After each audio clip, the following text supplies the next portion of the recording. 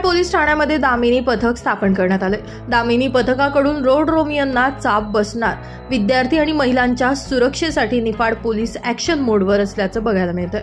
निफाडचे उपविभागीय पोलीस अधिकारी doctor Nilesh Palve, Niphad police ठाण्याचे पोलीस निरीक्षक गणेश गुरव यांच्या मार्गदर्शनाखाली निफाड गावामध्ये शाळा, कॉलेज, बस स्थानक परिसरात मोकाट फिरणाऱ्या रोड रोमियांना चाप बसावा आणि मुलींमध्ये सुरक्षेची भावना निर्माण व्हावी म्हणून निफाड पोलीस स्टेशन स्तरावर दामिनी पथकाची स्थापना करण्यात आली आहे। पथकामध्ये महिला पोलीस नाईक ललिता कोकणे, संगीता जाधव, पूनम शिंदे, सोनाली शिंदे यांची नेमणूक करण्यात आली आहे। या कार्यक्रमासाठी निफाड नगरपंचायत उपनगराध्यक्ष अनिल कुंदे, आशिष मोगल, अमोल वडघुले, नंदू कापसे यांच्यासह विद्यार्थिनी, दामिनी पथकाचे सदस्य आणि निफाड पोलीस आदी उपस्थित होते।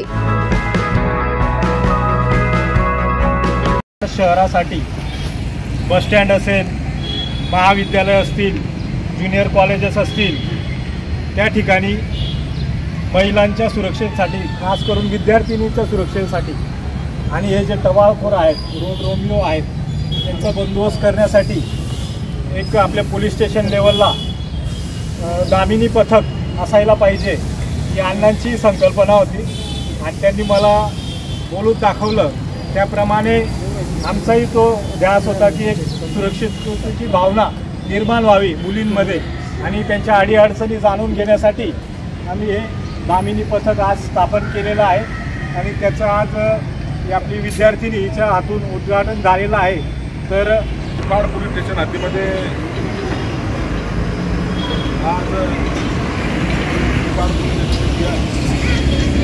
सन्माननीय अनुभव साहेब यांच्या नेतृत्वाखाली दामिनी पथक या ठिकाणी स्थापन करण्यात आलं। खऱ्या अर्थानं हा अगदी स्तुत्य उपक्रम आहे, कारण याला एक हेल्पलाईन नंबर आपला असला पाहिजे की आहे हेल्पलाईन नंबर असेल तर हेल्पलाईन नंबरला कोणत्याही महिलेने, कोणत्याही मुलीने किंवा कोणत्याही अडचणीत असलेल्या स्त्रीने त्या ठिकाणी फोन केला तर त्या ठिकाणी हे दामिनी पथक जाईल आणि त्या महिलेला किंवा मुलीला, त्या कुमारिकेला संरक्षण देण्याच्या दृष्टीने फार महत्त्वाचा उपक्रम या निफाड शहरामध्ये सुरू होतो।